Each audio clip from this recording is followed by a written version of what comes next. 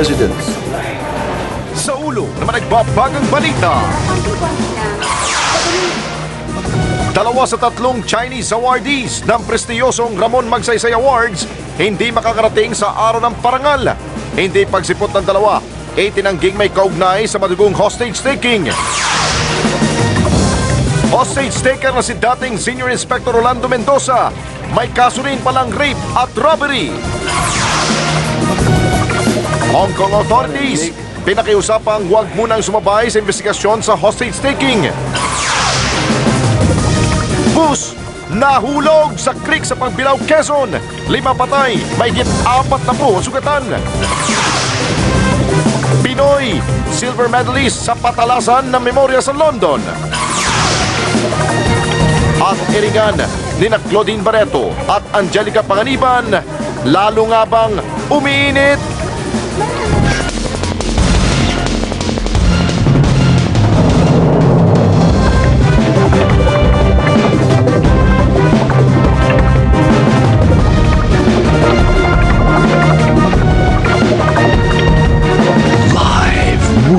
ABS-CBN News Center, Manila.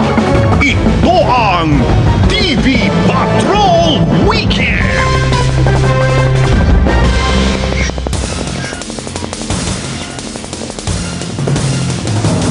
Magandang gabi Pilipinas, kami ang mga patrol ng Pilipino. Nagbabalita at naglilingkod sa inyo saan man sa mundo. Hindi makakadalo sa Ramon Magsaysay Awards ang dalawa sa tatlong Chinese awardees, pero wala raw itong kinalaman sa naganap na Manila hostage drama. Nagpapatrol, Abner Mercado. Sa Martes na idaraos ang taunang Ramon Magsaysay Awards o pagkilala sa mga Asyano na nagbigay ng natatanging serbisyo sa kani-kanilang mga bansa. Ito rin ang taunang pagkakataon na magiging panauhing pandangal sa awards night si Pangulong Benigno Aquino III. Pero di makakarating ang dalawa sa tatlong Chinese awardees na si Hu Qiping, magsasaka at pinuno ng Zhejiang Province, at Pan Yue, Vice Minister on Environmental Protection ng Chinese government. Ayaw namang iugnay ni Emily Abrera, Chairman of the Board ng Ramon Magsaysay Awards, na may kinalaman ito sa naganap na hostage-taking incident noong 23 ng Agosto. A 1 pa raw ng Agosto wala nang abiso kung makakarating si Pan, samantalang may sakit naman raw si Pu. Madalas natatagalan bago ma-confirm, kung minsan malapit na talaga yung awards. Hindi naman kami nawawalan ng pag-asa, baka pa rin makarating si Pan Yue. Sa katunayan, ang pangatlong Chinese awardee at photographer na si Yo Daishan ay nandito na sa Maynila. Hindi rin naman daw lahat ng awardee ay nakakadalo taon-taon. Tiniyak naman ng Ramon Magsaysay Foundation na makakarating ang iba pang dayuhang awardee mula Japan at Bangladesh. Abner Mercado, Patrol ng Pilipino. Nagsasagawa ng hiwalay na investigasyon ng PNP at NBI sa hostage drama kung saan nasawi ang 8 Chino. Sentro ng investigasyon kung paano nabaril ang mga bihag ni dating Senior Inspector Rolando Mendoza. At live mula sa Bagong Diwa, Camp Bagong Diwa, nagpapatrol Jeff Canoy. Ano ang nangyari sa loob ng bus ng mga turista mula sa Hong Kong? Yan, Alex, ang tanong na pilit hinahanapan ngayon ng sagot ng PNP at ng NBI sa kanilang magkahiwalay na investigasyon. Maghapon, binusisi ng investigating team ng PNP at NBI ang tourist bus dito sa Camp Bagong Diwa para mabuo ang tunay na kwento sa hostage taking. Una nilang sinisikap malaman kung saan nakapwesto ang bawat bihag sa loob ng bus at kung saan galing ang mga balang nakapatay at nakasugat sa mga pasahero. Still processing the crime scene. Based on their findings, we'll reconstruct the crime scene in another bus. Nagpakuha rin ng mga otoridad ng isa pang bus na kapareho ang modelo. Dito pinaakyat nila ang nakatakas na bus driver na si Alberto Lubang at ang pinalayang photographer na si Danilo Medril para ituro kung saan nakaupo ang mga hostage. Bawal muna sila kausapin ng media. Ang resulta ng investigasyon isusumite sa komite na pinamumunuan ni Justice Secretary Laila De Lima. Sasubmit naman lahat yan dun sa Incident Investigation and Review Committee, which I now chair. It's 75% completed. So tatapusin na nila, hopefully matatapos tomorrow. Payag ang DOJ na magsagawa ng investigasyon ang Hong Kong authorities. pero wag raw muna ngayon. They will be allowed to gain access to the bus, guided of course and escorted by our own investigators. Alex, buong araw nga na pinagbawalan ang media na makapasok sa bus, pero ngayon ay humihingi na lang ng clearance ang media mula sa investigating team para nga kami paakyatin at makita kung ano yung naging resulta nga ng investigasyon ng PNP at ng NBI. Alex? Maraming salamat, Jeff Canoy. Hindi lamang pala isa kundi 3 kasong kriminal ang kinasangkutan ng hostage taker na si dating Senior Inspector Rolando Mendoza. Nadawit din pala siya sa kaso ng gang rape sa Luneta. Nagpapatrol, Gretchen Malalad. 1981 nang pumasok sa serbisyo si hostage taker na si dating Police Inspector Rolando Mendoza. Sa unang dekada, umani siya ng mga medalya sa katapangan at pagiging tapat sa serbisyo. Pero noong 1996 nang nakatalaga ang nooy Senior Police Officer 3 na si Mendoza sa istasyon ng pulis sa Quirino Grandstand, nasabit siya sa kasong hulidap o robbery with extortion at gang rape ng mga pulis sa babaeng nakikipag-date sa Luneta. For vagrancy in the vicinity of Quirino Grandstand, of all places. And the detained lady was separated from her boyfriend, repeatedly raped by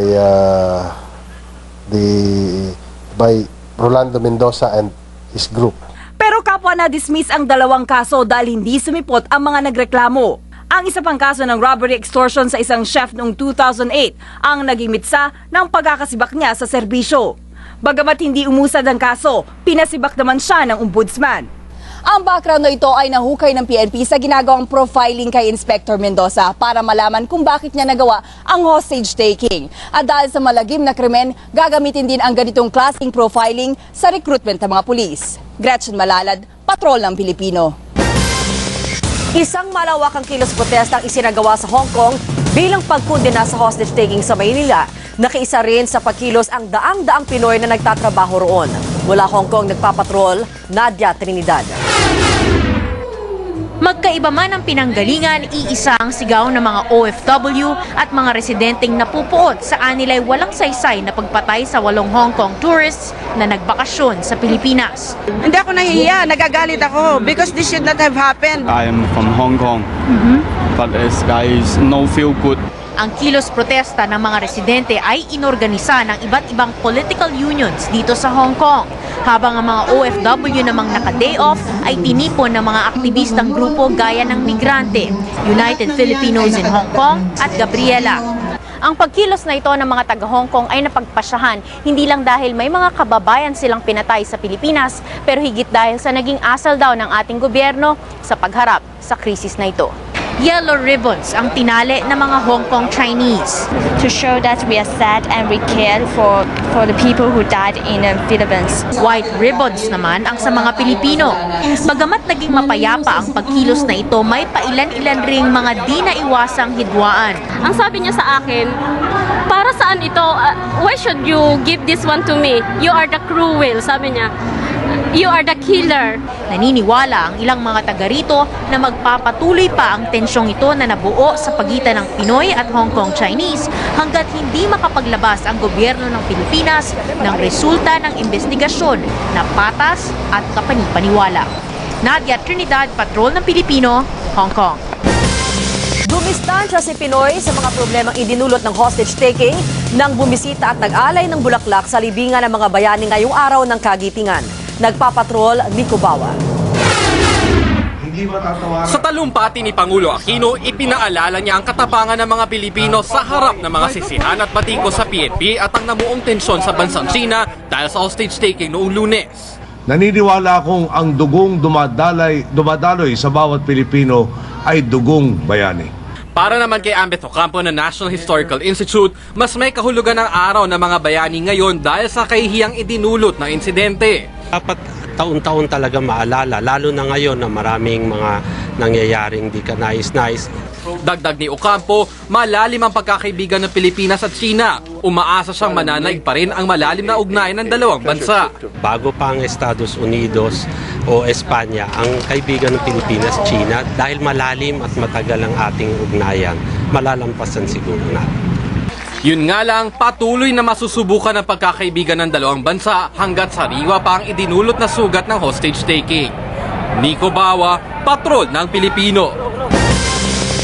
5 patay at 47 sugatan ang mahulog sa creek ang isang pampaserong bus sa Pagbilao, Quezon. Nagpapatrol, Ernie Manyo.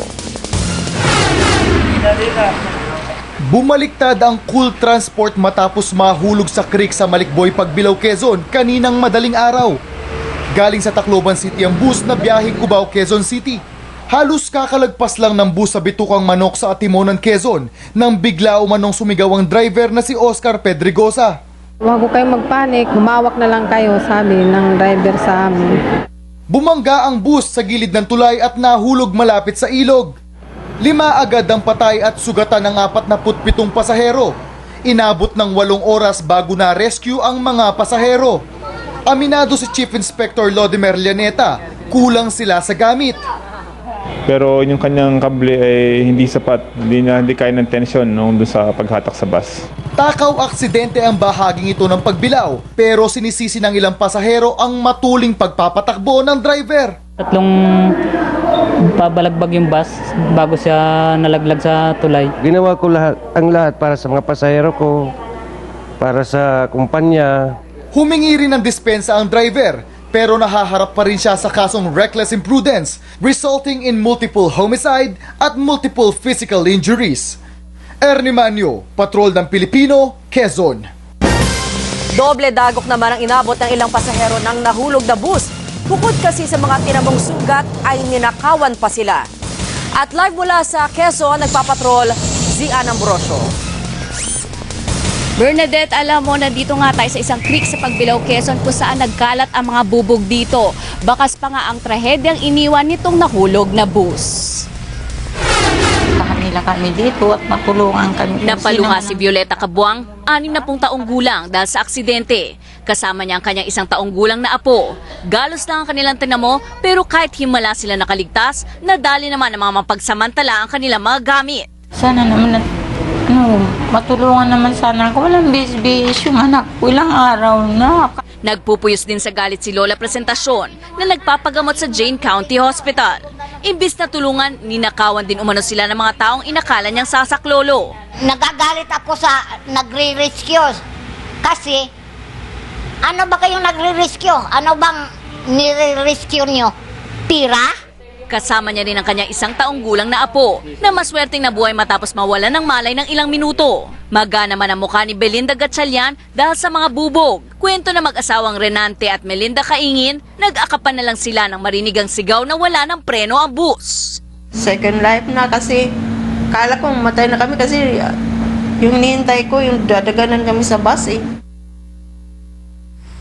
Bernadette, alam mo, inaalam na ng otoridad kung sino nga yung sinasabing mga bystander na nagnakaw. Nananawagan ng mga residente dito sa lokal na pamahalaan na mabalik na ang kanilang kuryente dahil nga tinamaan itong bus ang kanilang poste. Samantala, Bernadette, sa pinakahuling balita na nalaman natin, nag-issue na ng LTFRB ng preventive suspension sa bus company habang iniimbestigahan nila ito.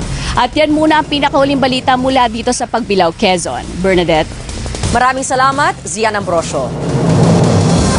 At susunod, kaso ng dengue ngayong buwan, posibleng madaragdagan pa ng 17,000 ayon sa DOH.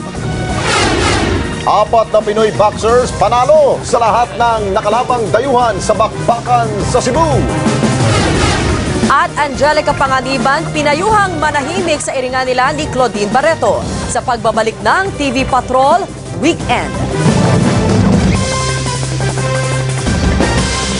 Sa ilang sandali na lang, lalabas na ang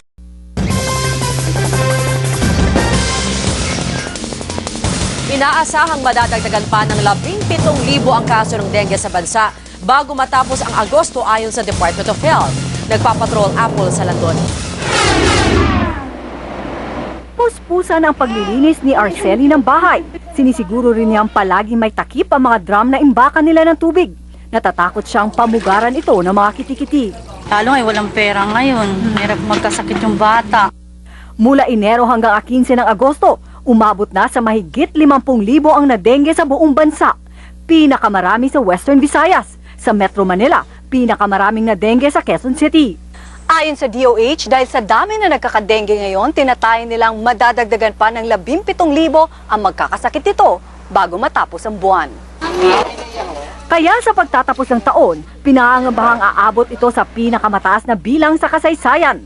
Umabot sa 80,000 ang kaso ng dengue. Yung 4 na report na namin namatay, maaaring madoble.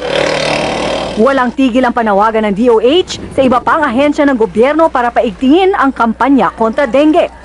Ang PhilHealth nangako ng aalalay sa gasto sa gamot at bayad sa ospital ng mga miyembrong magkakadengue. Apples Halandoni, Patrol ng Pilipino. Patuloy pa rin ang buhos ng tulong sa mga libu-libong nasunugan sa Navotas City noong Huwebes. Kanina, sumadyan 2 sa Aquino Sisters para magpaabot ng tulong. Nagpapatrol Pia Gutierrez. Hanggang Lunes na lang ng hapon pwedeng makisilong dito sa Bagong Bayan Elementary School ang may 300 pamilyang nasunugan sa Navotas noong Huwebes. No more problema ang ibang nasunugan kung saan sisiksik, lalo't puno na sa ibang evacuation center. Ang hanap talaga namin relokasyon. Kung sa pagkain na lang problema dahil ang supply tuloy-tuloy. Bahay na lang talaga. Sa ngayon, hindi na inirerekomenda ni Navotas Mayor John Ray Chanco na bumalik sa kanilang lugar ang mga nasunugan. Humingi na siya ng tulong sa palasyo para sa relokasyon ng mga ito. Ang problema, napakasikip na Navotas kaya walang relocation area. Kanina naman namahagi ng relief goods sa magkapatid na sina Viel Aquino D at Pinky Aquino Abellada. Kasama rin si DSWD Secretary Dinky Suleman, Deputy Secretary Armin Luistro. Ito yung pinakakonti namin magagawa para kung kahit paano matulungan kasi ang hirap naman ng dinanas nila eh. Ang pinakahamon ngayon ay ang mas pangmatagalang solusyon sa problema. Prioridad ngayon ng DSWD ang pagpapagamot sa mga nagkakasakit sa evacuation centers. Dahil mainit at siksikan, marami sa mga bata nagkakagalis. Sunod-sunod na rin ang nagkakaroon ng lagnat at sore eyes. Bukod sa DSWD, marami ring NGO at private groups ang patuloy na nagbibigay ng tulong. Kasama ang ABS-CBN na may libreng shower para sa mga nasunugan. Pia Gutierrez, Patrol ng Pilipino. Nagpapagaling na sa ospital ang Sri Lankan domestic helper na pinako at pinasukan ng karayom ng mga amo sa Saudi Arabia. Ayon naman sa isang NGO na nakabase sa Pilipinas, marami ring kasambahay sa Pilipinas ang nakakaranas ng pang-aabuso. Nagpapatrol Shara Zambrano. Umuwi ang Sri Lankan domestic helper na si LT Aryawati mula sa Riyadh, Saudi Arabia na may nakabaong 13 pako at 11 karayom sa katawan. Gawa raw ito ng among Saudi nationals tuwing may mali siyang nagagawa. Ito ang pinakahuli sa maraming kaso ng pagmamaltrato sa mga kasambahay sa gitnang silangan. Pero ayon sa Visayan Forum, isang NGO na tumutulong sa mga inabusong kasambahay, nangyayari din ito maging sa Pilipinas. Hindi ito usapin na ng kultura. No? Ito ay usapin talaga sa pagkilala na ang mga kasambahay ay mas mababa ang uri ng pagkatao. Si Gina, 18 anyos, 1 taong tiniis ang pangbubugbog at pananakot ng kanyang among Pinay. Sinasampal po, inuntok sa pader, hinampas po ng laruan ng anak niya. Ayon pa sa grupo, halos 10 kasambahay kada linggo ang minamaltrato sa bansa. Pangamba nila patuloy itong dadami hanggat walang batas na magpoprotekta sa bawat kasambahay.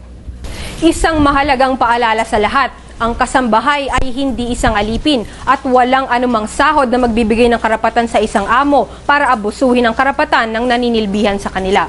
Shara Zambrano, Patrol ng Pilipino. Susunod, 4 na Pinoy boxers hindi nagpadaig sa mga dayuhan sa bakbakan sa Sugbo. Pinoy silver medalist sa patalasan ng memorya sa London. At iringan ni Claudine Barreto at Angelica Panganiban, sana nga ba hahantong sa pagbabalik ng TV Patrol Weekend. How smart naman is you? Smart antibacterial kasi gamit you. Nakaukit ng 4-0 sweep ang mga Pinoy boxers sa kanilang mga laban sa Cebu City kanina. First round knockout kay Jimrex Saka. Ang kalabang si Pipino Cuevas Jr. ng Mexico. Panalo rin sina Milan Melindo at WBO minimum weight champion Florante Little Pacquiao Condes. Sa main event, panalo rin si Ray Bumbum Bautista kahit itinigil ang laban niya sa Mexikanong si Alejandro Barrera. Pero ito, Ronnie, Nakuha naman ng Pinoy na si Johan Abrina ang silver medal sa UK Open International Memory Championship. Pumangalawa si Abrina sa speed cards category nang ikabisuduhin niya ang binalasang baraha sa loob lamang ng 1 minuto at 20 segundo. Lumamang lamang ng 2 segundo sa kanya ang kampyon mula sa Germany.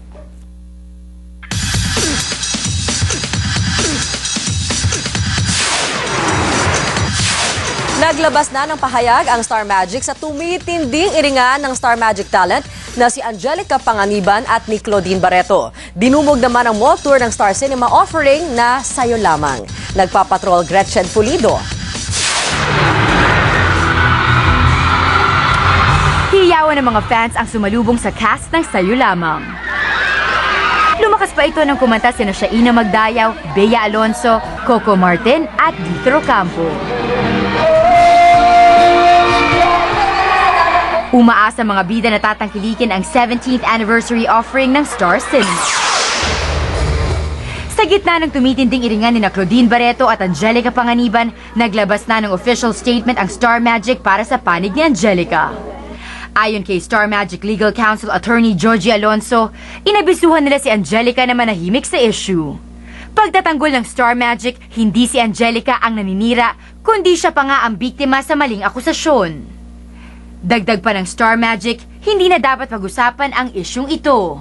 Ano mang sabihin laban kay Angelica ay magiging basihan lang ng pagsasampa ng mga kaso. Tuloy rin daw ang pakikipag-ugnayan ng Star Magic sa manager ni Claudine na si Shirley Kwan para maayos ang gusot ng magkabilang kampo. Una nang sinabi ni Claudine sa isang showbiz website na tuloy ang plano niyang demanda laban kay Angelica. Gretchen Pulido, Patrol ng Pilipino. At yan ang mga balitang nakalap sa aming tuloy-tuloy na pagpapatrol. Kami ang inyong patrol ng Pilipino, naglilingkod sa inyo saan man sa mundo.